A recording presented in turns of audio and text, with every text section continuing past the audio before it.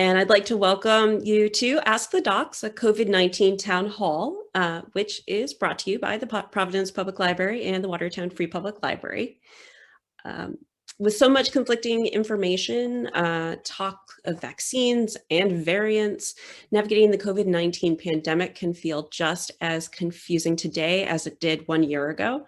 So we are thrilled to be joined by Dr. Philip Chan and Dr. Robin Schoenthaler. This evening, both doctors will tell us what we need to know about COVID-19 as it stands today, which that constantly changes, and after which there will be plenty of time to answer your pre-submitted questions about the virus, vaccines, and public health. So let's meet the doctors. We have Dr. Philip Chan, an associate professor for Warren Alpert Medical School at Brown University, and he has a secondary appointment in the Department of Behavioral and Social Sciences at the School of Public Health. He is also an attending physician at the Miriam Hospital Immunology Center and consultant medical director for the Rhode Island Department of Health Division of Preparedness, Response, Infectious Disease and EMS. En las enfermedades infectuosas.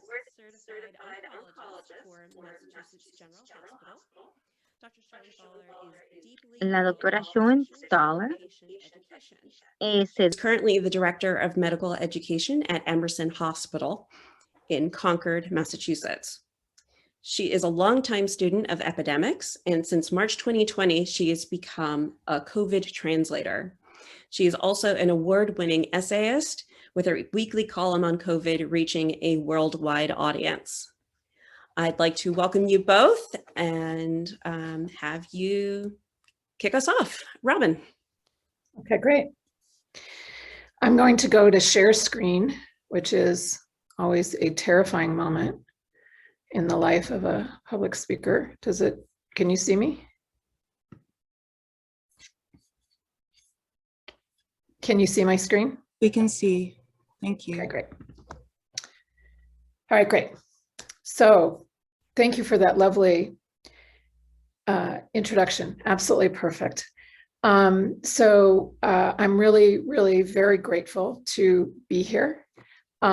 I really want to thank the audience for attending. I just think it's marvelous that people want the world to be a safer space, want to learn about COVID, and are willing to do it yet again via a potentially awkward Zoom situation. I know many of us are doing the very best we can.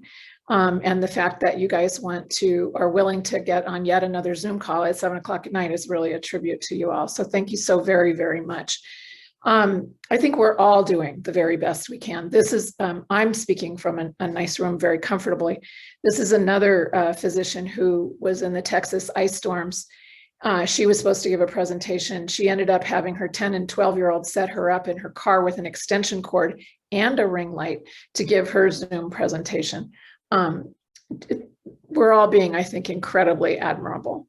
I do want my sons that grew up in Arlington want to ask you to please put your questions in the chat, because I'm going to talk for a little while. Dr. Chan's going to talk for a little while, but then we really want to address your questions. I think all of us feel as though we've been through some kind of a storm of unprecedented proportions, that we were walking through the woods last February, expecting life to be relatively normal, and we came out of it looking like this.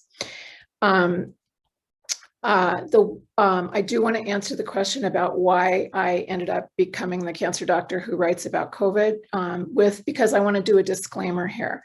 I am an oncologist. I'm not an infectious disease doc like Dr. Chan. I was never on the front lines except for vaccine clinics. I'm not an epidemiologist or a virologist, and I can't tell you anything about HVAC. But what I am is somebody whose entire medical education was completely bracketed by AIDS and by HIV. I started medical school in Los Angeles in 1983 when it was called a gay cancer or a gay virus. There was no idea how it spread. It wasn't until the middle of my medical school experience in 1985 that the virus was even discovered. They didn't have a test for it until 1987. And all of my residency then until 92 was in San Francisco and was also completely bracketed by guys with HIV. was a very difficult emotional and medical situation to be in, to be working with all these terminally ill young people. And I found a lot of solace and perspective from studying the history of epidemics. And I started doing that right away in medical school, and it's continued ever since. And one of the things that I want to emphasize is the difference between past plagues and this one. And starting with the discussion about HIV, where everything that's happened with COVID is so much faster than it was with HIV. As I mentioned, we didn't even know that it was HIV when people were getting sick. The media actually very rudely called it the 4-H club before we understood it. All we knew was that it happened in heroin addicts, homosexuals, people from Haiti, and hemophiliacs. So they came up with that terrible term, an inaccurate term. Then, as I mentioned, it took years and years to develop a test, to develop any kinds of drugs at all, and they still haven't come up with a vaccine. So that's in marked contrast to what's happened with COVID, where we learned about COVID at the end of last year. The genomic sequence was revealed December 30th, the bug was revealed December 30th. Within 10 days, by January 10th, we knew the entire genomic sequence. Within a few weeks, they had ideas about vaccines. Within a few months, we had giant tests going on with vaccines. And by the end of the year, we had two vaccines, now 3 approved for emergency use, which Dr. Chan's going to talk about. So incredibly different timeline. Incredibly different pace of discovery. So let me just talk for a minute about what we've learned, just the basics. What is SARS-CoV-2? It's a virus. There was SARS-CoV. SARS was the first one, but it wasn't called SARS-1. Now it is. Now we have SARS-CoV-2. It's the second of this type of virus. And then there was also MERS, the Middle East. They're all coronaviruses. They all come from probably animals. All this trouble is caused by this actually sort of beautiful structure. It's incredibly simple. A virus is very simple. It's a capsule of fat. So it's like a blob of butter. And it has these spike proteins going in and out of it. We've all heard of that. And then inside of it has a very simple amount of genetic material. You remember back to high school biology, there's DNA, there's RNA. Well, this virus has mRNA, and not very much of it. And that tiny, simple little structure, doesn't even have a brain, has caused all this trouble. It's so simple. It's even simpler than a bacteria. This is what a bacteria looks like. It has all kinds of things inside of it. It has tails. It has all kinds of complex ways of interacting. And it pales in comparison to how complicated a human cell is. Look at all those structures that you see in a cell. Well, in this simple virus, it's just the fat, the protein, and the genetic material. That's what we have to work with. So let me just talk for a second about the impact that this simple little structure has had. The top of this is the cases that we had in last month in Massachusetts when I gave a similar talk. And the bottom is what it looks like now. So you can see that we've had a steep decline down, but we're a little nervous that we might be starting to climb back up. We don't know yet, but we're watching. This is new cases in Massachusetts. This is the cases in the United States. We're now at, when I gave this talk last month, it was barely 500 million. Now it's 543 million deaths and almost 30 million cases, probably 30 million today. And this is the world. What's more important, I think, is to see in context that this is actually having an impact on things like life expectancy, already marked in the entire population of the world and even more marked in people of color. And we're also at the point where this is turning out to be one of the most top impacts on deaths in the United States in all of history. So you see that this is from January. I just looked last night. He hasn't updated this slide, but in mid-January it's 500. En enero era 5,000 y ahora van subiendo los números de muertes. Ahora estamos comparando a la guerra de la Segunda Guerra. Y ya no estamos. There'll be nothing except for the flu pandemic of 1918 and the Civil War that's as death-defying as this one. So, as Dr. Chan can explain beautifully, whenever we have a new infectious disease, we need to find out how it spreads. So in the lower right-hand corner, you can see how a disease can spread by blood, like HIV, or above that, by contact with oral feces, that's like cruise ships, or by mosquitoes, or by water, or in this case, in the upper left-hand corner, a disease can be caused by respiratory transmission. So that's exactly what's happened here. The way that COVID-19, SARS-CoV-2 spreads is from the respiratory tract of an infected person. That means the throat, the nose, or the lungs. Coughing respiratory droplets or aerosols into the respiratory tract of an uninfected, unexposed person. And that's it. Those are the main ways that it's spread. And we know this very clearly now. And respiratory droplets can come out of our mouths from breathing, from talking, a lot from coughing, and a ton from sneezing. This is a beautiful example. This is actually with bacteria, but this shows you how bugs grow differently, that there's a different amount of bugs that come out of your respiratory tract with one sneeze, with singing, with talking, or with two coughs. It's really remarkable. Spread from touching surfaces, which we were all so concerned about at the beginning of the epidemic, has turned out not to be a common way that COVID-19 spreads. So all the stuff that we were doing at the beginning with washing our groceries and decontaminating our Amazon products and our mail turns out not to be necessary. But that was an important thing for us to learn. It happens with other bugs, just not with this one. So when I used to give these talks a few months ago, I would talk a lot. I would have like 100 slides on why it's better to be wearing a mask and be 6 feet apart and outdoor versus indoor and aerosols versus droplets and fomites and everything else. And now I just say, look, it's simple. We know this. We want to be careful about our face and our space. We don't want to swap air. That's it. Distance, masking, and not going out when you're sick. All of that is what helps. I'm just going to talk for a very brief period about the history of pandemics and vaccines, just to give us some context, and then we'll have Dr. Chan talking about vaccines and variants. Again, I think perspective is so incredibly important. These balls represents the deaths from prior plagues and pandemics. In the second row, in the middle, the little red dot is what's happened with COVID. It might be 1 over by now, but basically that's how many deaths have happened, the little red dot in the second row, compared to all the deaths that happened with the big purple ball at the top, which is the Black Death, or the orange ball, which is smallpox, or the Spanish flu that impacted our young people so badly in the 1918. And I apologize for calling it the Spanish flu. That's a real misnomer. But this is so I'm just trying to get across here in this timeline where we are with COVID in terms of impact, in terms of deaths.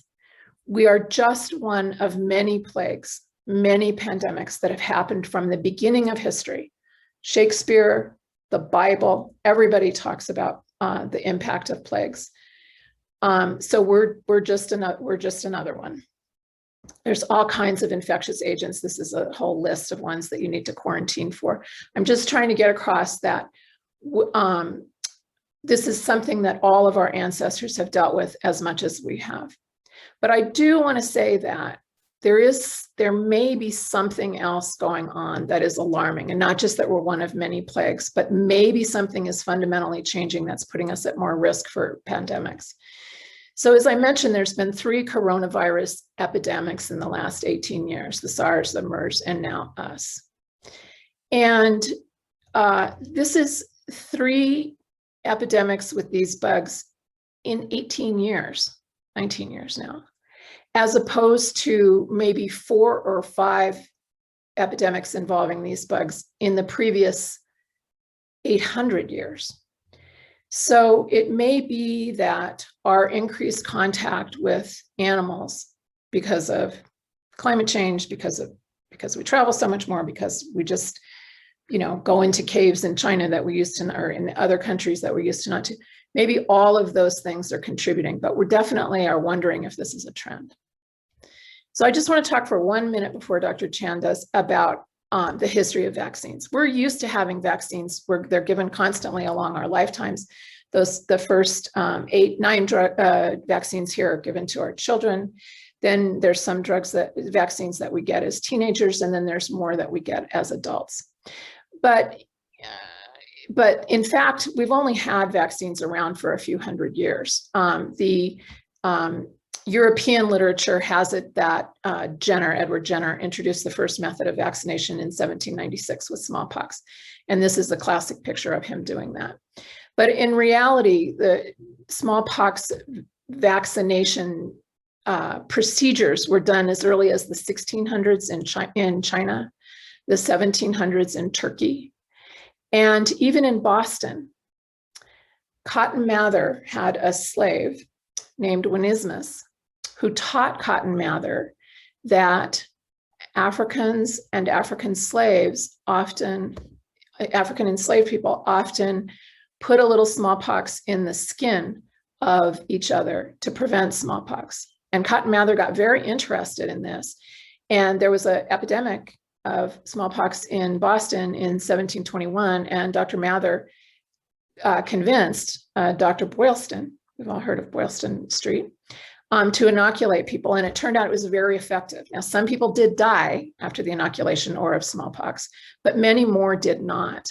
And that was the beginning of a long history of smallpox vaccination that led to mandatory vaccinations for smallpox.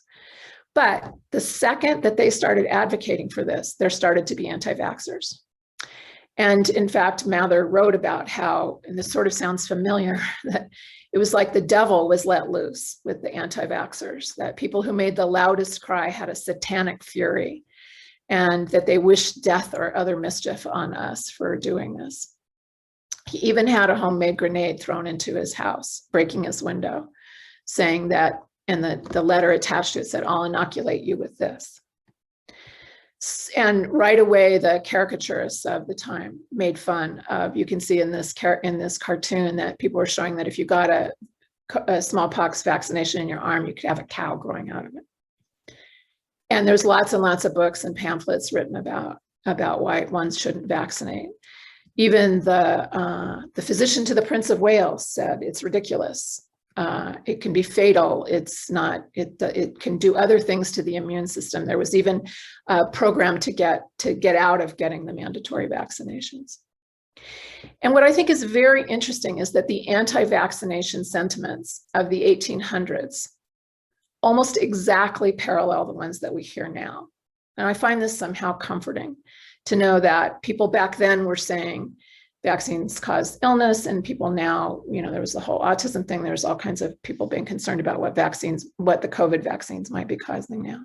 That vaccines are for profit, or that they're a chemical cocktail, that the truth is being covered up, that this is part of governmental tyranny, that they're only temporary, that they don't work, and that if you just have a clean living life, that you don't need to get vaccinated. Those were all said in the 1800s. And they're all being said now. That's Portland, Oregon. I don't know why I said Washington. Same exact stuff.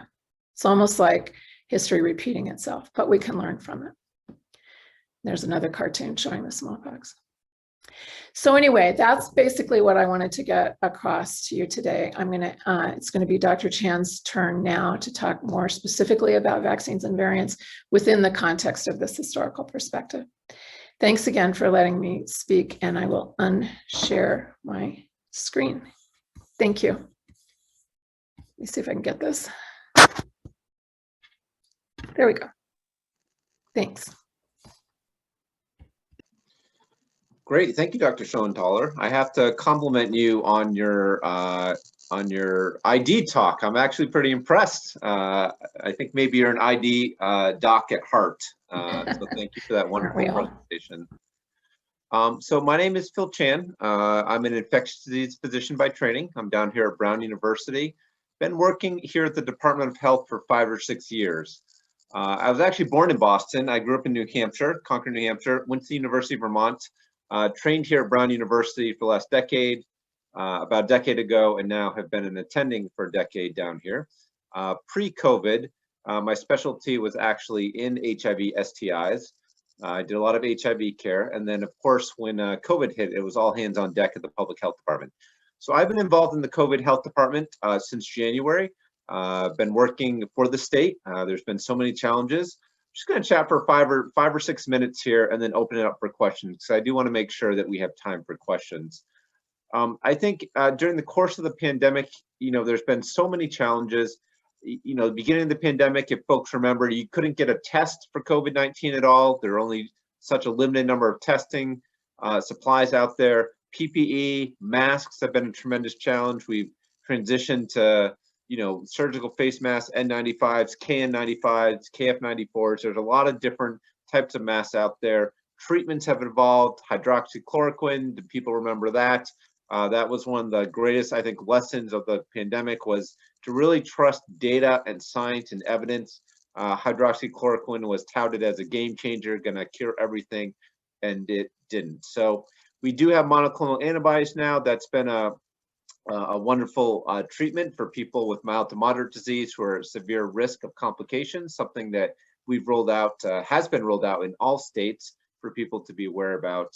But I'll transition now just for a few minutes to talk about variants and vaccines, because they are related. I think one of the biggest things, if I had to say the biggest challenge perhaps of the pandemic, has actually been the balance between public health and business and politics.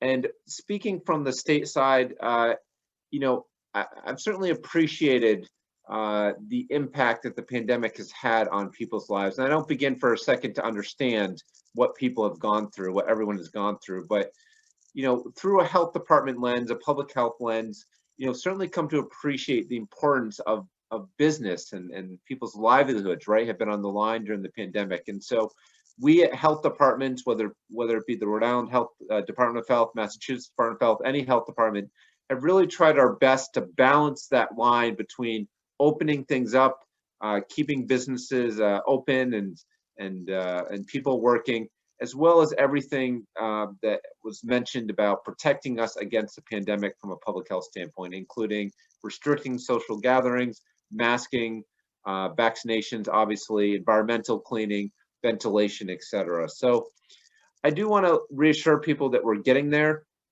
It's March Madness. I'm a huge basketball fan. I like to think that we're in the fourth quarter of a basketball game. We haven't quite won the game, but we're getting there, and I'm really optimistic about that.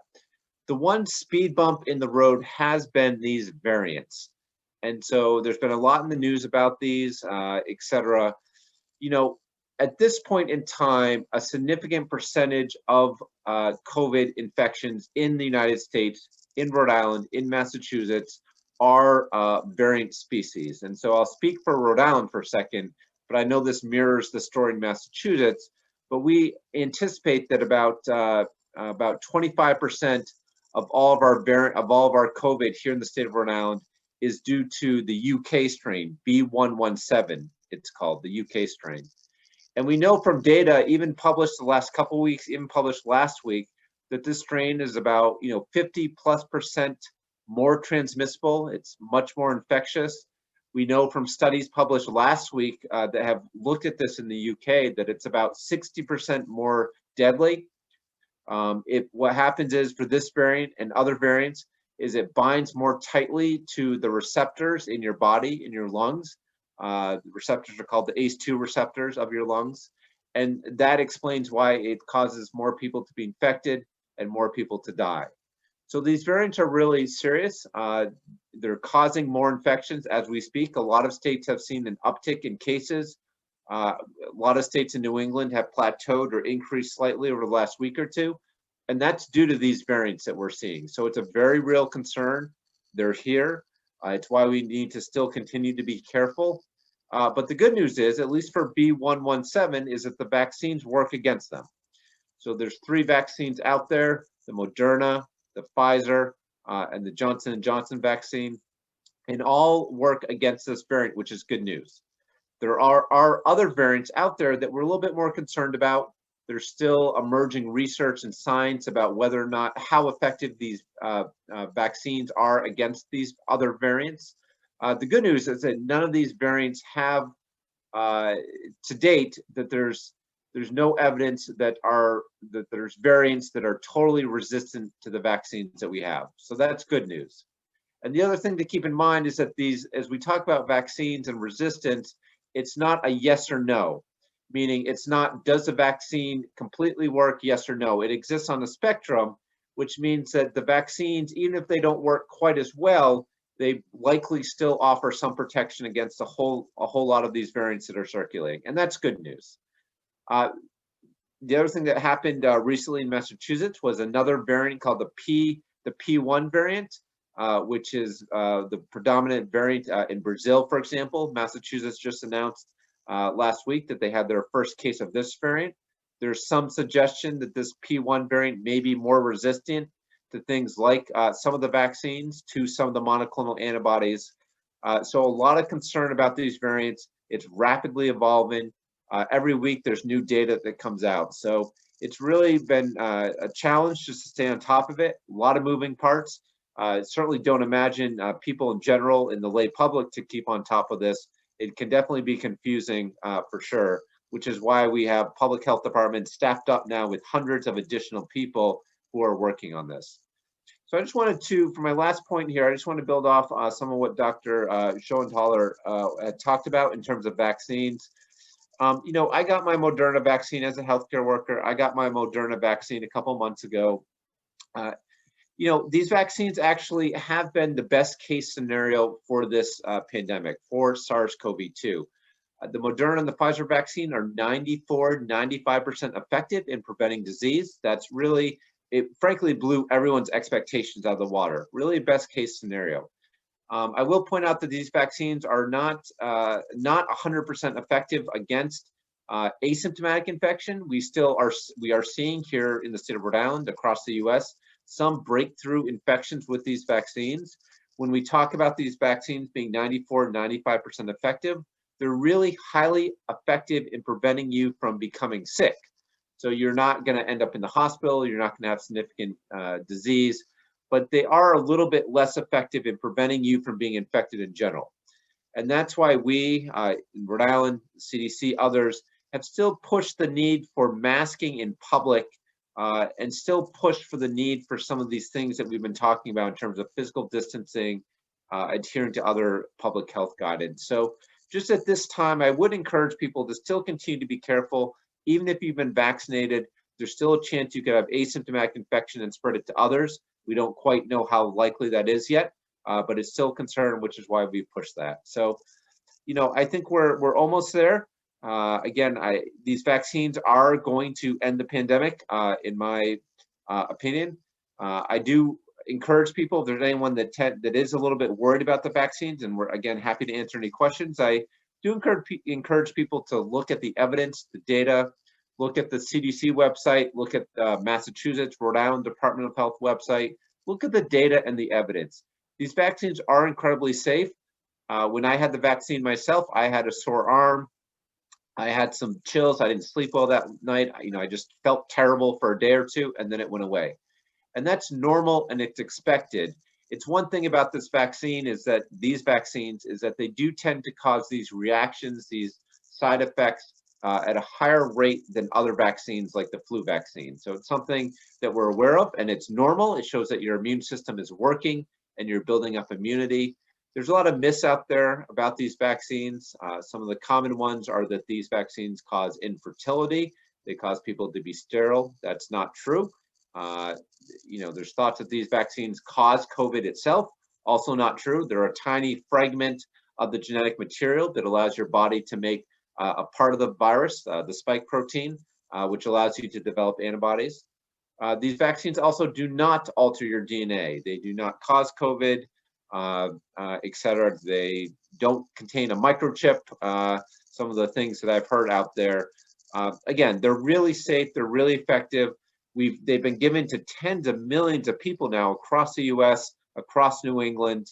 the biggest thing that we worry about are significant allergic reactions known as anaphylaxis. For people that have an allergic reaction to the COVID vaccine or for components of the vaccine, they should not be vaccinated.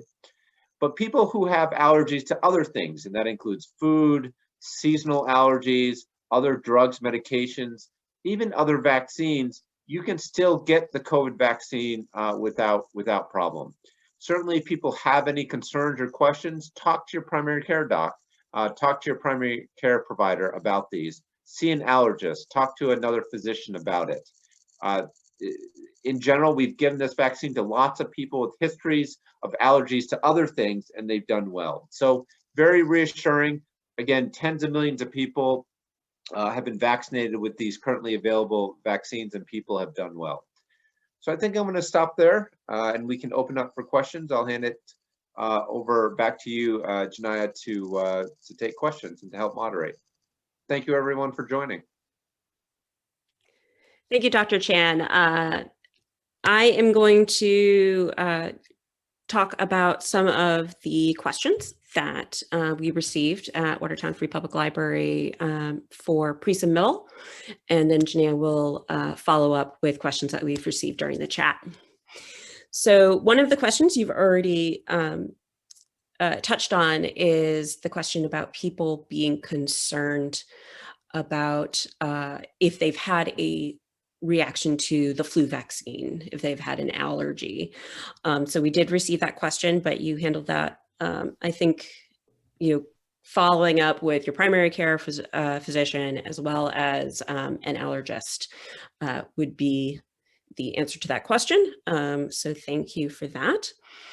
I did want to ask, I've had a couple questions about if there are any things that can mitigate the effectiveness of the vaccine.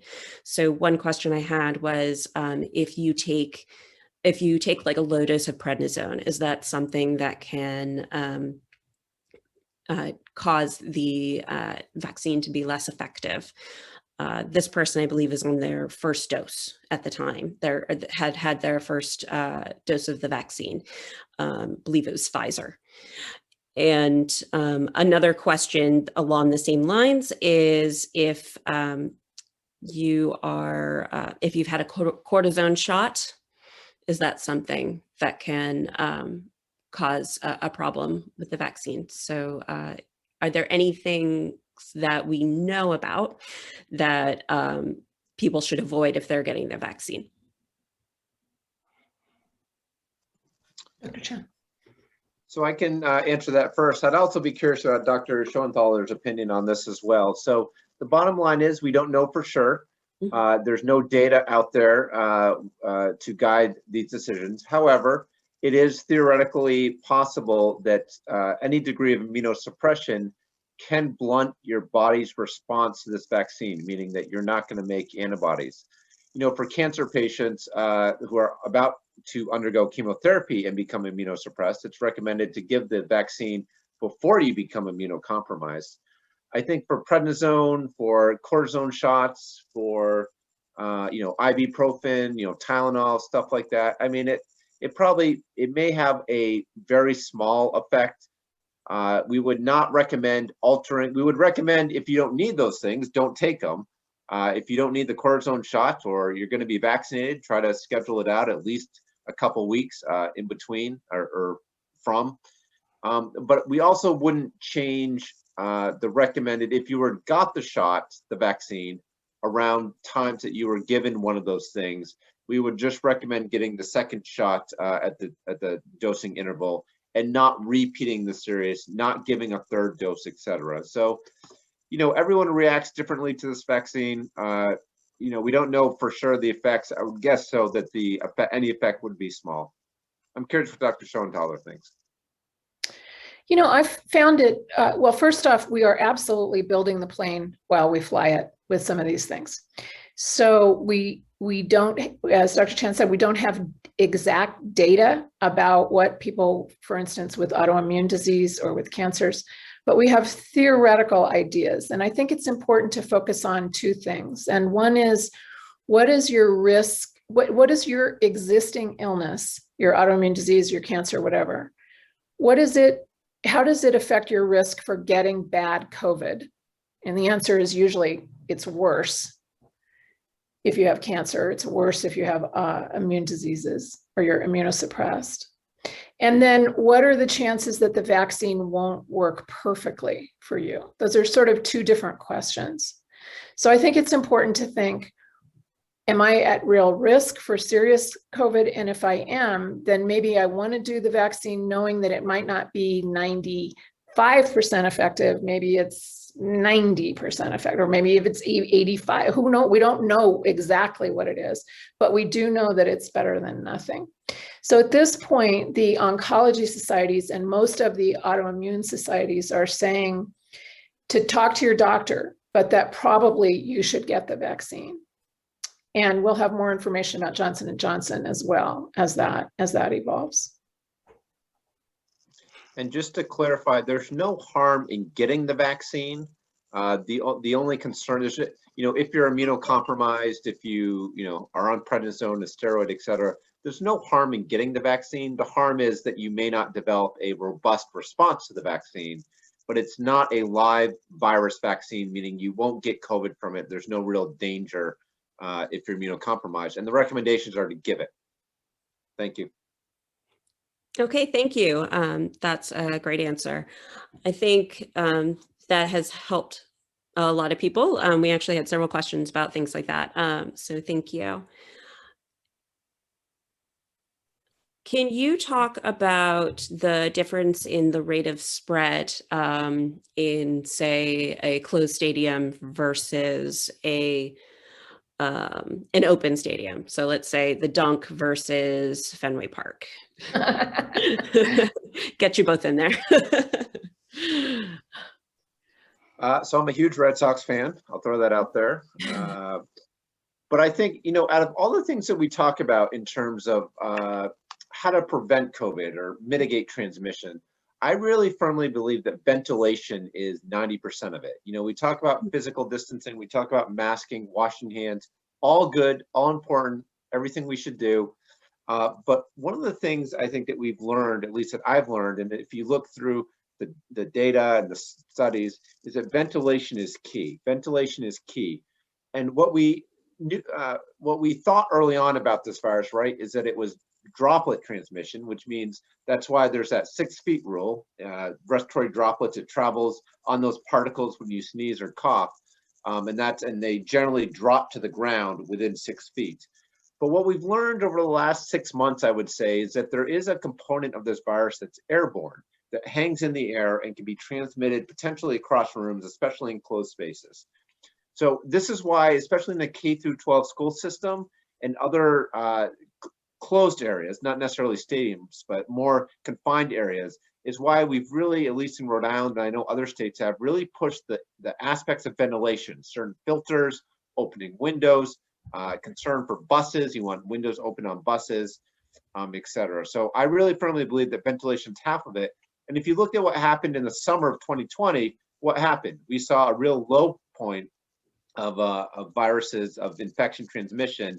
And we generally see a low point of transmission, respiratory viruses during summers, partly because people are outside and not in these confined spaces. So I firmly believe that, opening the window or some sort of outdoor ventilation is best. Now, it's a little bit different for a huge stadium where there's probably a lot of open air in general. So it's maybe different for the Dunk. Obviously, Fenway Park is probably fine. But you also, if you think about, and I think this question is getting to the fact that Fenway Park's opening up. That was recently announced last week, yes. Which is fantastic. But it's also not just about sitting in your Fenway Park seat, right? It's how you get there. So it's talking about going through these corridors. It's talking about going into these bathrooms with small confined spaces. We know that, for example, there's some data about flushing toilets, right? That can potentially aerosolize a virus. As silly as that sounds, we know that there's virus in stool and poop, and that flushing toilets can actually aerosolize it and potentially make it more infectious. So it's not just about sitting outdoors at Fenway Park, 6 feet apart, no concern. It's how you get there and what you do while you're there, and walking down these tunnels, standing in lines in these crowded spaces between getting to your seat and in the bathroom. So that's how I think about it, at least. Anything to add to that, Dr. Schoenthaler? I'm very enthusiastic also about going to Fenway. I think I'll be less enthusiastic about going to hockey games. Mhm. Okay, thank you. We've had a number of questions about the data that we've seen so far about how long immunity might last after the vaccination. Also, is antibody testing useful for the general population after vaccination? So again, one thing I'm often surprised about is that this pandemic has only been here for a little over a year. So it's, sometimes tough to remember that. And what that means is, as we think about studying people who have been infected, I mean, the longest we can follow people or have had followed people is a year's time. So again, goes back to that point that we're still learning so much about this pandemic, about this virus. Follow-up studies that have followed people for 8+ months show that people who've been infected have a significant degree of immunity, but also keeping in mind that there's a spectrum of immunity from this virus, meaning we also know that people who had asymptomatic or very mild infection don't necessarily develop a robust immune response. So similar to so many things in life, this virus affects everyone a little bit differently. In terms of the vaccine, I do think, these mRNA vaccines are highly potent. I expect these vaccines to last for a long time, years. It may be possible, it may be in the future that we may need a booster shot to act against these variants. There's booster shots that are currently in development, and we'll know more about that as time goes on. But I do not think that we will need a yearly COVID shot. Coronavirus is very different from influenza, doesn't mutate quite the same way. You don't get some of these dramatic, what's known as shifts in the mutations, et cetera. So I'm optimistic that we may need a booster shot, maybe 2, but we shouldn't need a shot every year, et cetera. But any thoughts on that, Dr. Schoenthaler? I'm learning from you. This is great. Okay, great.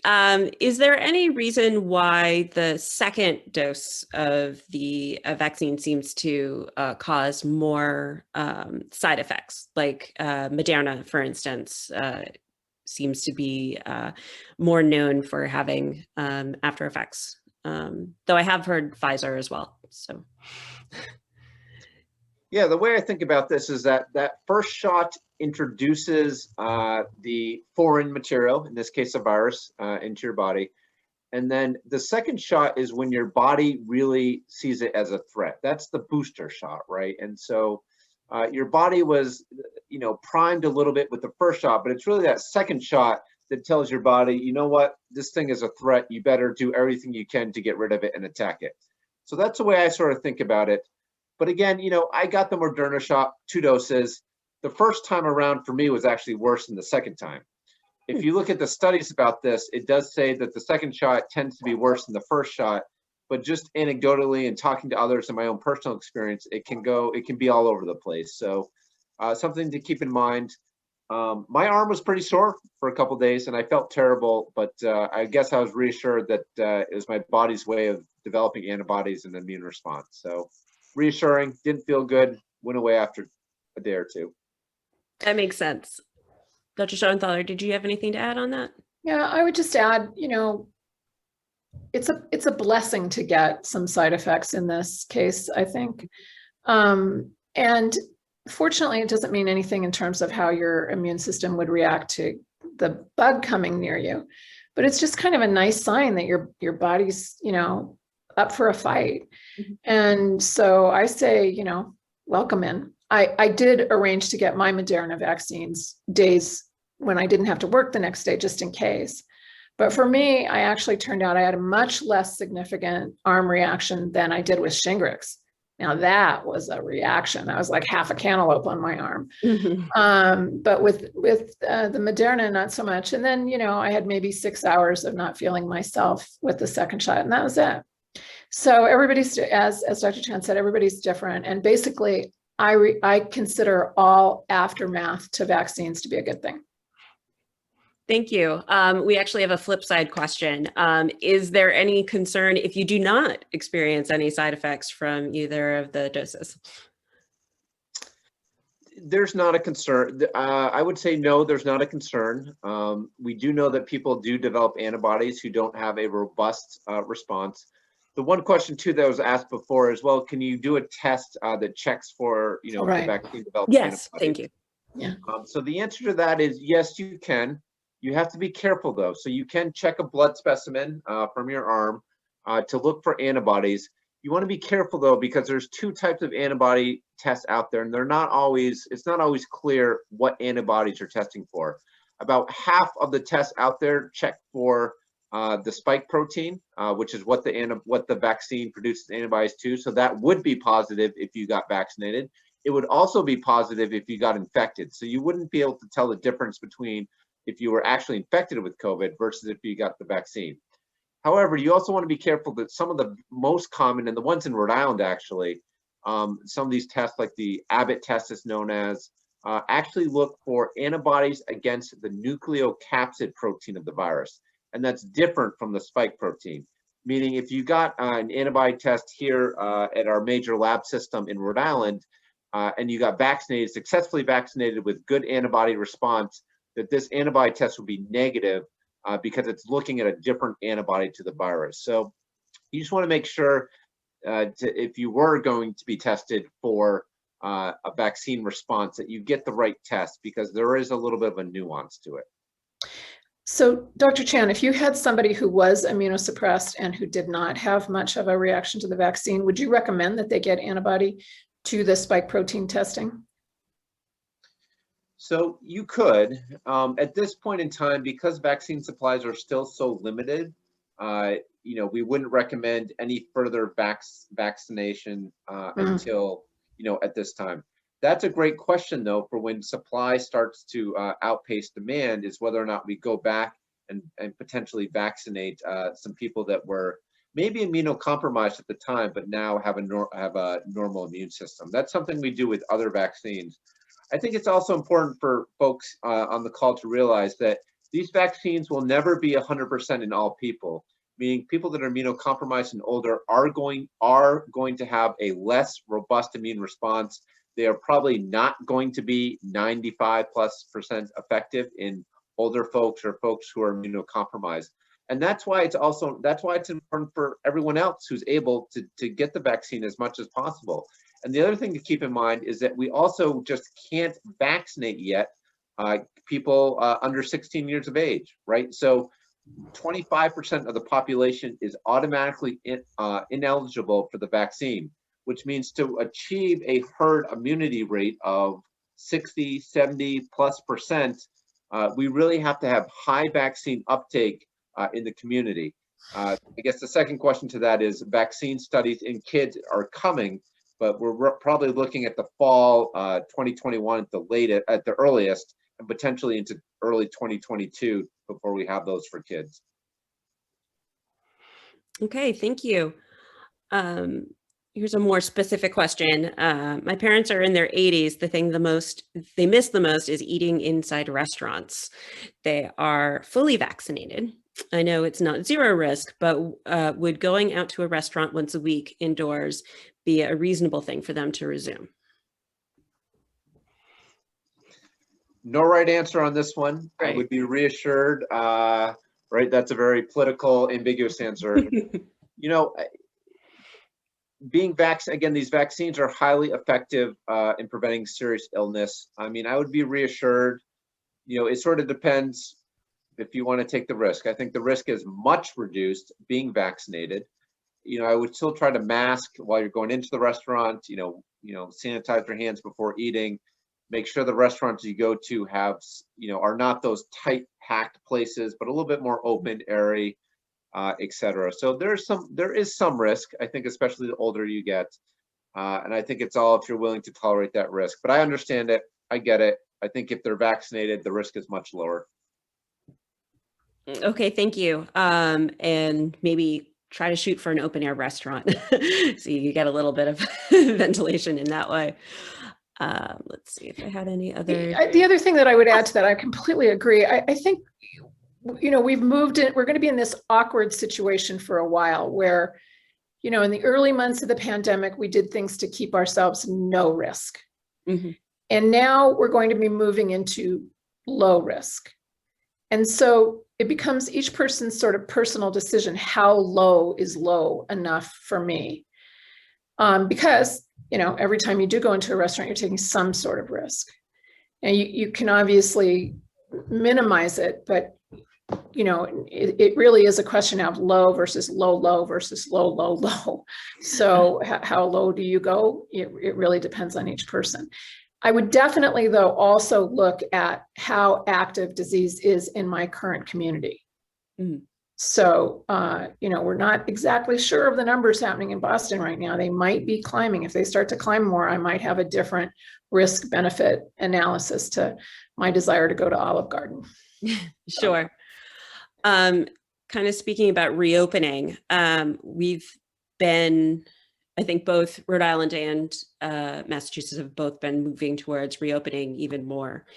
But as we look at the situation in Europe with the variants and their predicament growing more dire, do you feel like any of it is too much too soon? If there are any steps that you would say, you know, in our area, I know there are other areas in the country that have definitely kind of just kind of opened. But if there's anything, we've had a couple of questions about that. Well, I think from a public health standpoint, going back to my point about, you know, the need to balance business and frankly, you know, human beings are social, you know, animals, you know, we have to balance opening up to some degree with public health. That being said, I do actually believe that we are opening up too soon. In my opinion, you know, it's been forewarned about this potential another peak in variants, which I think we're actually experiencing right now. I think we can open up in a safe manner. I think what really concerns me actually are some of the gathering sizes. You know, depending what you look at for venues and events, I mean, you're starting to see gathering sizes of hundreds of people, which I don't necessarily agree with. So, you know, I think we should still be masking in public places. I think we should be physically distancing. And I think restaurants can be open and should be open. Again, I would, you know, prioritize open, you know, especially as summer and springs here, prioritize outdoor dining, outdoor anything, frankly. But I think we really need to cut down on some of these mass gatherings, large social gatherings. That to me is really where the danger is. And I do think in some aspects of reopening, we are moving too fast. I think, you know, if you look at some other states like Michigan, et cetera, I mean, really steep increases in cases due to these variants. So I know it's painful, a lot of these restrictions. If I were in charge of things, we would probably slow down a little bit. And I think hopefully by the end of April or May, we would be in a much better place to really move forward. The one thing that I'm really reassured about, at least, is that vaccinating our older adults has really gone well in general in the US. And so the risk of people dying on a population level has been significantly addressed, meaning even if we had large outbreaks in the US, I am reassured that the majority of nursing home residents, for example, older adults, et cetera, have been vaccinated. So even if we see more large outbreaks, theoretically, the risk should be mitigated. But I have to tell you as well, as a father of a 9 and a 13-year-old, the risk is not zero for kids either. One of the silver linings of this entire pandemic is that kids tend not to be affected as much, but there is some evidence and some concern that these variants may affect kids more as they affect other parts, you know, adults, et cetera. And we've definitely seen a number of inflammatory syndromes, right? MIS-C is an inflammatory syndrome in kids due to COVID-19. And so, you know, I still have some concern, especially in kids and people that just can't be vaccinated, et cetera. So I do think we're moving a little fast. I guess time will tell what the right decision is. My 2 cents. Wouldn't want to be in charge. A lot of these situations are no win. Yeah, that's for sure. Difficult decisions. What are Yeah, your I was going to thoughts? say, if I ran the zoo, I would never take my eyes off Europe. I mean, I would really watch what's going on there very, very closely. And I think the issue with the kids has been so really very confusing, so much disinformation and misinformation and twisted information. The reality is almost no kids die, which is just fantastic because, you know, no child should, I mean, it's a nightmare to even contemplate. But fortunately, with this particular virus, we're not seeing very many deaths, but that doesn't mean they can't get it.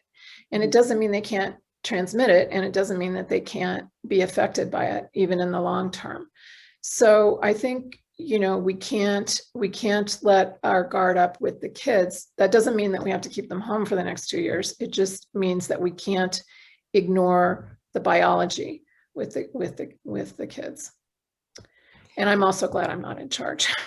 But I do know some of the people that are in charge in Massachusetts, and they're really smart.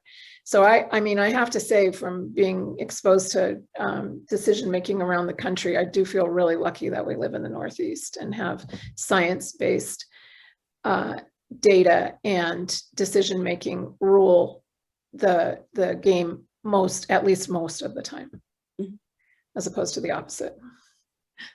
Thank you. Going to schools just for one moment. Okay. They have decided that, at least in Massachusetts, that students can be within 3 feet apart rather than 6 feet apart. Is that something that you think is one of the things that maybe is a little too soon?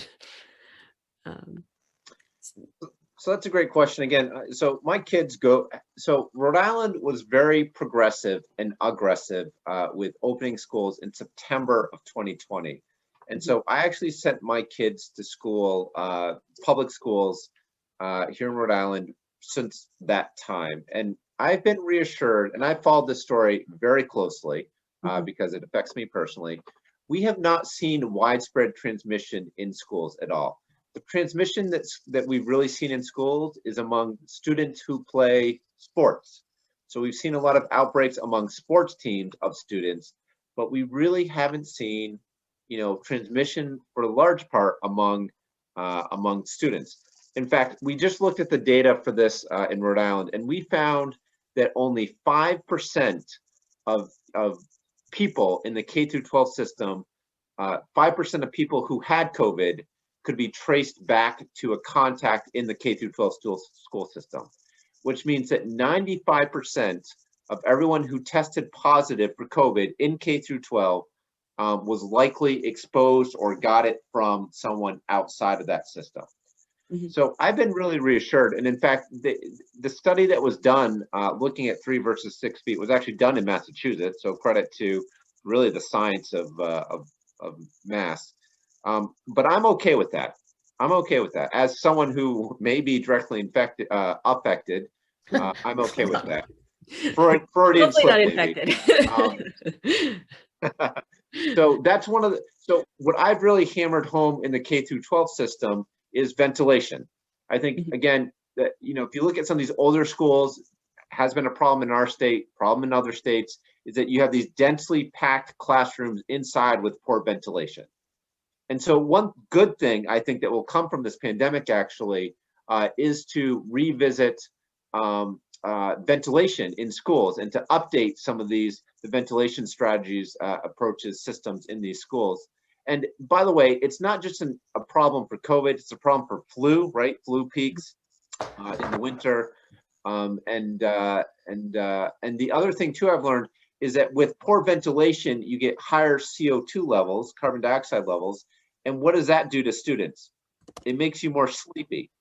So there's also some effects, I think, that hopefully with the ventilation issue, it will mitigate not just COVID, but also enhanced learning in general.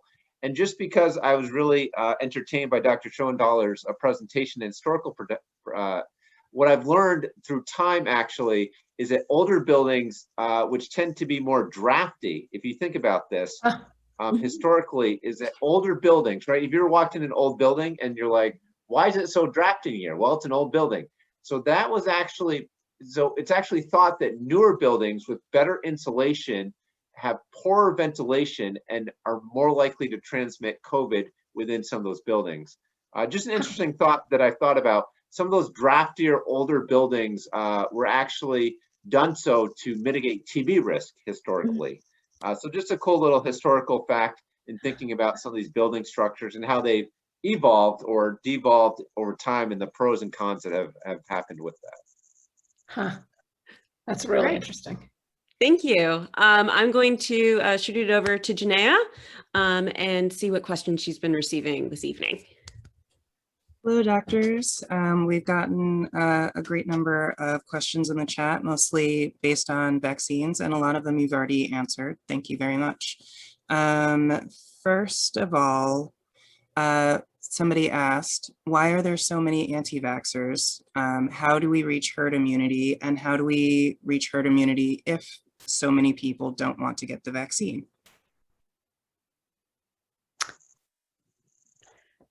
Well, I think there's 2 reasons for anti-vaxxers. Well, there's probably 100 reasons for anti-vaxxers, but currently I can talk about 2.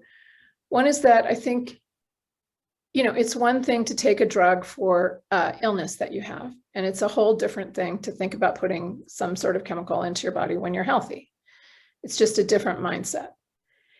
And so I think people have different levels of consideration. I also think right now there's so much thinking, maybe overthinking about every aspect of this disease.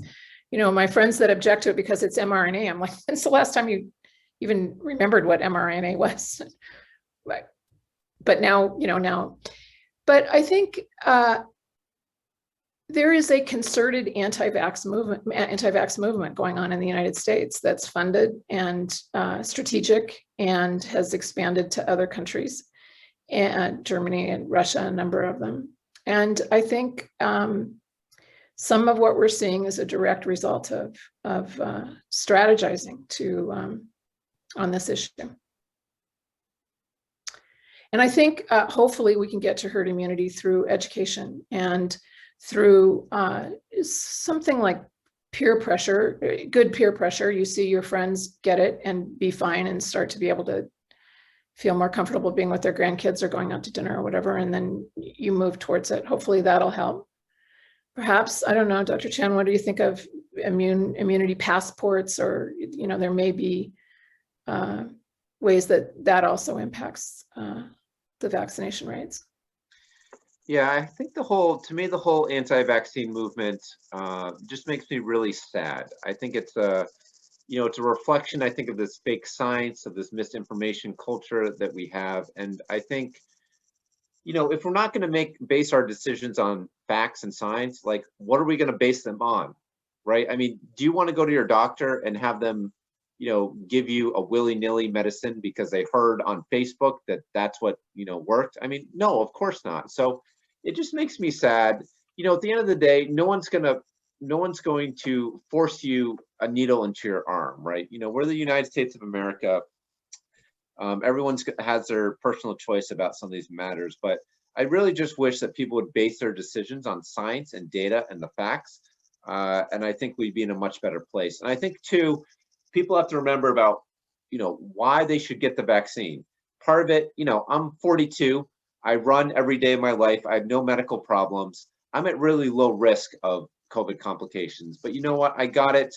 I got it for myself. I don't even want a chance that something bad would happen, but I also got it for my parents, right? For the people around me as a physician, right? So I got it for really the people around me and to protect them. And I feel like we all know people who are at higher risk from complications. And so, if I had to just say it bluntly, maybe too blunt, it's kind of selfish to really to not get the vaccine, unless you have a good reason not to. And there are good reasons not to get it, but to not get it because, based on some piece of misinformation or myth that you saw on Facebook or Instagram is not a good reason. So just encouraging people to talk to a provider, a trusted person, to ask about it, et cetera. I mean, they're really safe.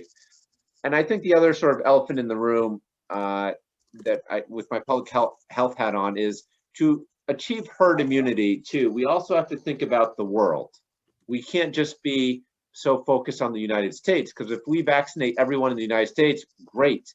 Meanwhile, COVID continues to circulate in, underserved countries, lower income countries. You have variants develop, you have, et cetera. So, I think this virus has really preyed on some of the weaknesses of us as humanity as a whole, meaning, personal freedom, our inability to work together in general, not just in the United States, but as the world.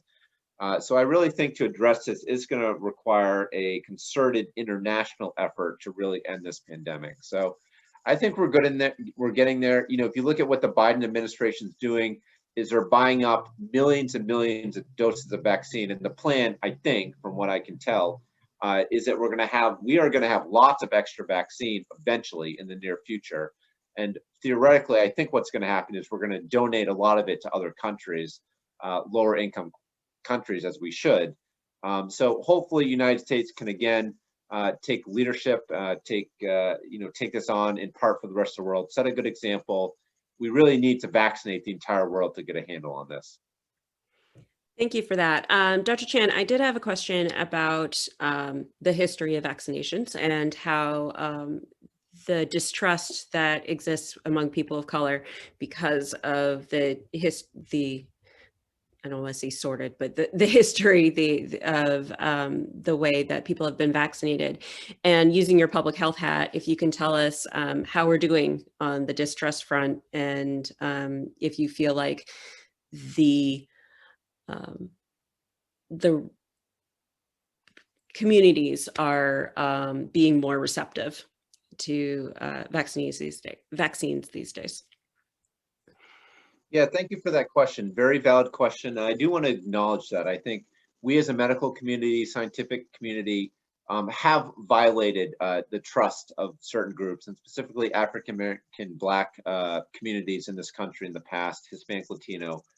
So I think mistrust among the medical system exists for very good reasons in this country specifically. So I do want to acknowledge that.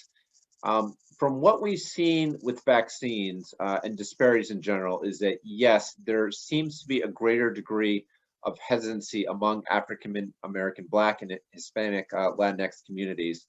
I think it exists in subsets, and I think we have to be careful as we think about this too, because there's also emerging data that as we label things vaccine hesitancy and people don't want the vaccine, is that we have to be careful because our systems are not set up to be as accessible as we think they are, in my opinion. Meaning, I think that there's the word on the street, and there's some emerging data about this, is that there's a number of people who we label as being vaccine hesitant, or it may not want the vaccine, but in actuality is they just have trouble accessing it. Our web, you have to have, if you think about all the steps at this current time to get a vaccine, right? You need to own a computer or a phone or something to access the internet. You need to be savvy enough to actually, know how to get to the site. You need to have the information, given the supply, these websites are crashing, they're blocked up for, you got to keep going on them. You have to understand, what site to go to. So there's a lot of barriers for people that may not be as familiar with technology to even get a vaccine, et cetera. So from what we've seen, at least in our state, and I think in New England as a whole, is that the demand for vaccine has been really high.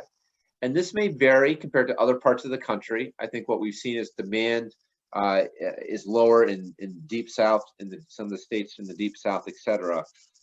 But we have to, I've always firmly believed that we have to meet people where they're at. We have to get out to communities, and we have to work with local communities, including stakeholders and trusted people to, for example, promote vaccines, et cetera. So it's what we're doing in Rhode Island. I know Massachusetts is doing some similar efforts, but that's a totally valid point, and we have to build up the trust, et cetera. But I also want to be cognizant that we can't just blame everything on vaccine hesitancy, because my sense is, at least here in Rhode Island, that a lot of people want the vaccine, and some of what we label as people being hesitant is actually just people not being able to access the vaccine because our Right. systems aren't accessible. Right. Thank you for that answer. As a public library, we are very much aware of the digital divide and trying to help people get access. So thank you. Another follow-up question on that, or related to vaccines. Can Dr. Chan speak about the efficacy of the Johnson & Johnson vaccine? Yep, so another great question. So the efficacy of the Johnson & Johnson vaccine has come out at around 75%. And so there's been a little bit of discussion about the fact that this is lower than Moderna and Pfizer, and they're 94, 95%. I will say for the Johnson & Johnson vaccine, the protection against severe disease is higher. It's 85+% higher. So the Johnson & Johnson vaccine is incredibly effective itself. I will also say that the Johnson & Johnson vaccine was studied at a later time period when variants were more prevalent in the world. And so it's a little bit difficult to compare exactly the efficacy of Johnson & Johnson to Pfizer and Moderna. I will also say that the Johnson & Johnson vaccine is 1 dose compared to 2. I will say that there's currently a study, a large study undergoing right now that's looking at 2 doses of the Johnson & Johnson vaccine. So I think we'll know more about that in the near future. So you know, there's benefits to the Johnson & Johnson vaccine. It's only 1 shot. It's incredibly efficacious. So I think in general, it's tough to compare. You know, the 1-shot Johnson & Johnson may be slightly less efficacious. It is a little bit tough to tell. And they are studying 2 doses of the vaccine, and we'll know more about in the future. So I would not discourage people from getting the Johnson & Johnson vaccine. It's still highly effective. And I would be reassured that there are some differences in the study that preclude exact comparison between the 2. It's kind of like comparing apples and oranges. Thank you. Dr. Schoenthaler, were you going to? Well, I was just going to say, from a public health standpoint, you just can't underestimate the impact of only 1 shot. I mean, I would encourage people to like stand outside a vaccine clinic and watch the parade of humanity going through, you know, people with 1 leg in a wheelchair being pushed by, you know, their adult son who's got an oxygen tank strapped to his back. I mean, it is really hard for people to come in for these shots. And the idea that you can get one that's darn good. I mean, let's not forget the FDA asked for 50%. So to get 75% and really high protection against severe disease, it's remarkable. It's almost like we're spoiled by that 95%, but 75% is a miracle. So yeah, my whole family's getting Johnson & Johnson. I'm thrilled for them. Thank you. Another vaccine related question. When in a woman's pregnancy should she get the vaccine, or should she?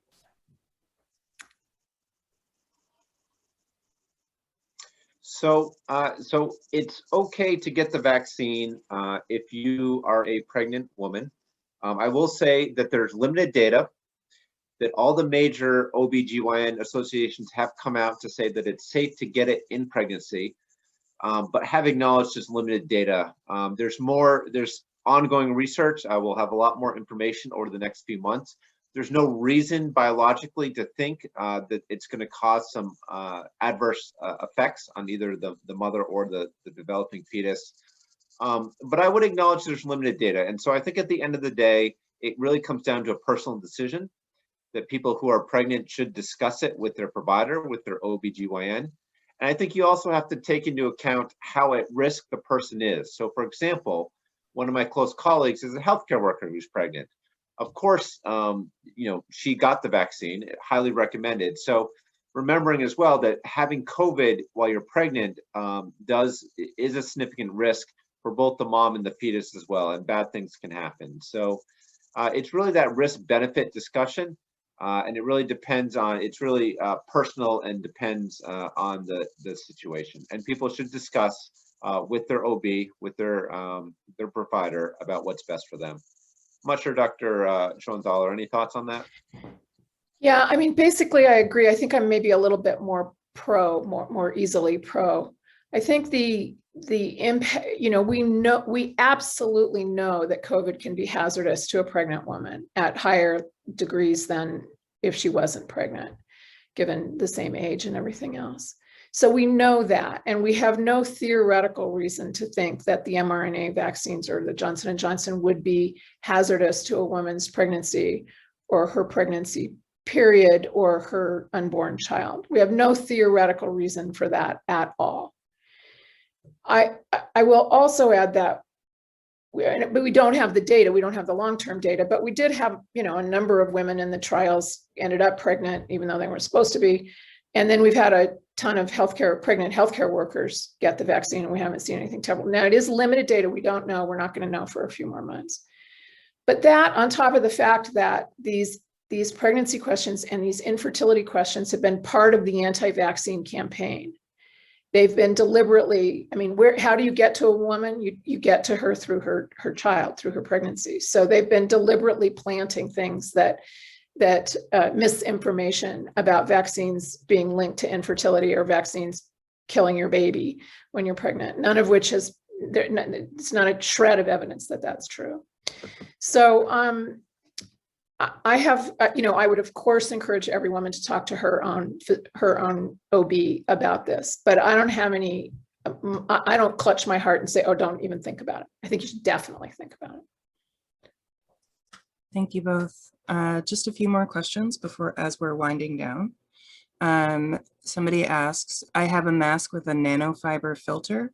The mask company says I can clean it by soaking it in cold water with a drop of dish soap. Does that make sense?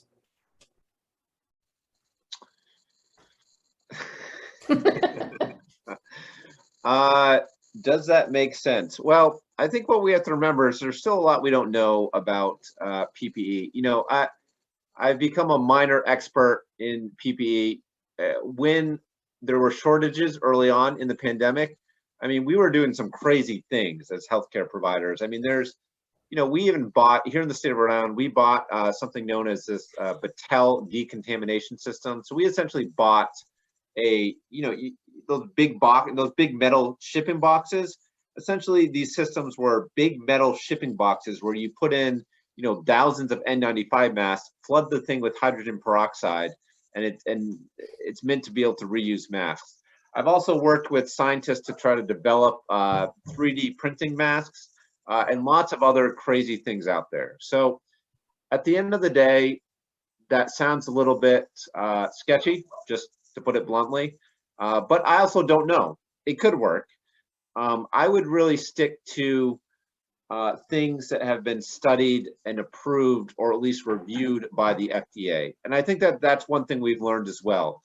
If you look at the FDA website, there are FDA approved masks, etc., and those are generally what I would stick to.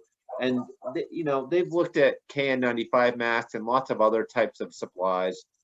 I think we have to remember that there's also a lot of misinformation out there about not just vaccines, but about everything else, including masks. And you know what? It's also, there's also a number of people that have tried to benefit from this pandemic, and I feel like there's a lot of people trying to make a buck, and makes me worried. A lot of fake science out there about other things besides vaccines, including masks. A lot of counterfeit masks are out there, counterfeit PPE, etc. So I'm a little bit skeptical. I hadn't heard about that before. Thanks. Dr. Schoenthaler? Not an HVAC person, not a mask person. Sorry. I know my limits. Fair enough. Thank you. Just a couple more. For an individual who thinks they may have had COVID and is not yet eligible for a vaccine, how likely is it a person will get reinfected, assuming they are wearing a mask and social distancing?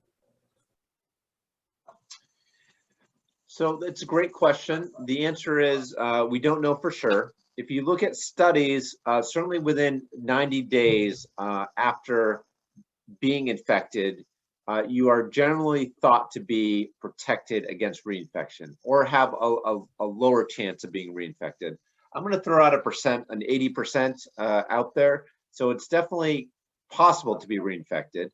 And I think it's also important to remember that not all COVID infection is equal, meaning if you have an asymptomatic infection, a very mild infection, it's possible that you're not developing a very robust immune response. And we know that, the science supports that, is that a number of people with very mild or asymptomatic infection, you're not getting a high level of antibody protection. So I would say if you've been infected with COVID, depending on how bad that infection was, you probably have some degree of antibodies and immunity.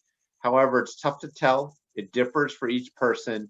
And I would still recommend, because of these variants especially, that you adhere to public health measures, masking, physical distancing, etc., and being vaccinated when you're eligible. Because we also know that people who had infection, who get vaccinated, you really see those antibody levels peak and spike up. So definitely get vaccinated when you're eligible. It is recommended, and I would agree with that. Likewise. Thank you both. And lastly, is ventilation in a train sufficient?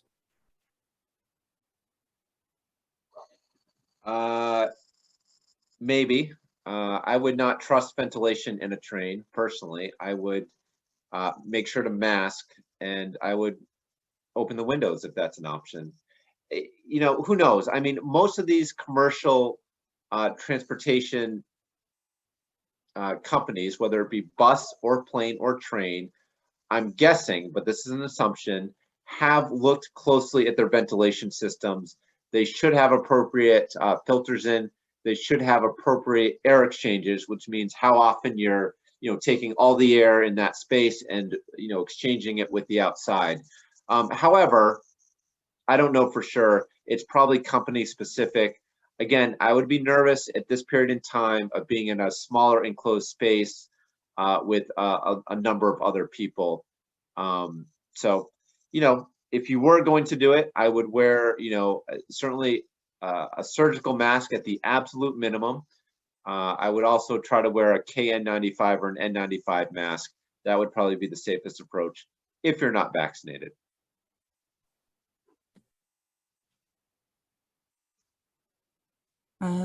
Thank you both. We're going to wrap things up now. Thank you so much for your time and your expertise. Thank you for staying to answer so many questions. I've already been getting messages in the chat just saying many thanks and glowing praise of your information. If you have any final thoughts, please share them with our audience now, and then we'll start wrapping up. My number one thought is that learning about the history of epidemics has taught me one thing, and that is that all epidemics all end. So we will come out on the other side of this. We can't know when, but there will be there will be a new normal that emerges. And I'll end on a build off that to end on a note of optimism. I agree with that. I do think the vaccines, it's a light at the end of the tunnel. I think we're almost there. I really do. So just encouraging a little bit more patience. I think we're going to get back to a new normal, but pretty close to our old normal. Just asking people to be a little bit more patient. I think we're almost there. A little bit of flexibility, etc. So. Yeah. So thank you all for joining tonight. Absolutely fantastic questions, well thought out questions. So thank you everyone for joining, and for the library, both Watertown and Providence, for hosting. Thank you. It was our pleasure. Yay, science. Thank you so yay, much. Science. Dr. Schoenthaler, there was actually one other question. How can we subscribe to your column? You can just on Facebook. You can just my name on Facebook, and I'm also on Medium. So either place. Excellent, thank you. The Medium link is also in the biography of our two speakers tonight, which I'll put in the chat one more time. Great. We at Providence Public Library and Watertown Free Public Library are so happy to have had everybody here, so happy to be dispersing good and vetted information in the midst of this pandemic. Thank you to Watertown Public Library from Providence Public Library for involving us in wonderful evening.